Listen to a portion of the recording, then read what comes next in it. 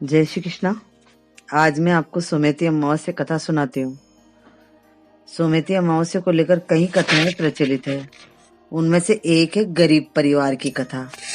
उनके एक कन्या थी जो कि बहुत ही प्रतिभावान एवं सर्वगुण संपन्न थी। जब वह विवाह के योग हो गई तो ब्राह्मण ने उसके लिए वर खोजना शुरू किया। कई योग वर मिले, परंतु गरीबी के कारण विवाह की बात नहीं बनती थी। एक दिन ब्राह्मण के घर एक साधु आए। कन्या के सेवा भाव देखकर साधु बहुत प्रसन्न हुआ और दीर्घायु होने का आशीर्वाद दिया।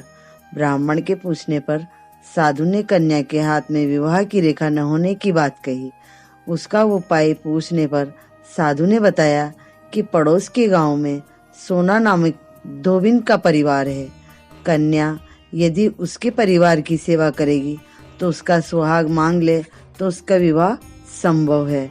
साधु देवता की बात सुनकर कन्या ने धोबिन की सेवा करने का मन ही मन प्रण कर लिया। उसके अगले दिन से कन्या रोज सुबह उठकर धोबी के घर सारा काम कर आती थी। एक दिन धोबी ने बहू से कहा कि तू कितनी अच्छी है कि घर का सारा काम कर लेती है। तब बहू ने कहा, वह तो मैं तो सोती रहती। इस पर दोनों हैरान हो गए, कौन सारा काम करके जाता है। दोनों अगले दिन सुबह की प्रतीक्षा करने लगी।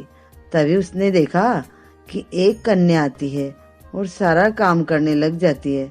तो धोबी ने उसे रोक कर उसका कारण पूछा तो कन्या सोना धोबिन के पैरों पर गिर पड़ी और रो रो कर अपना सारा दुखड़ा सुनाया। धोबिन उसकी बात सुनकर अपना सुहाग देने को तैयार हो गई। अगले दिन सोमेती अमावस्या का दिन था।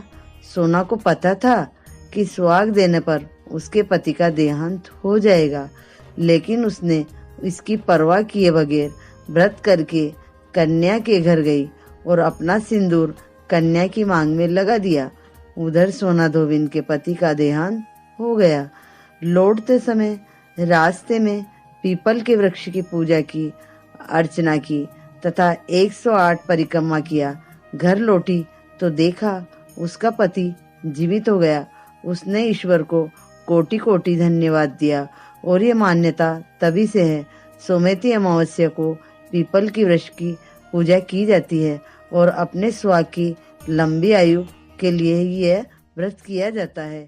जय सोमेती।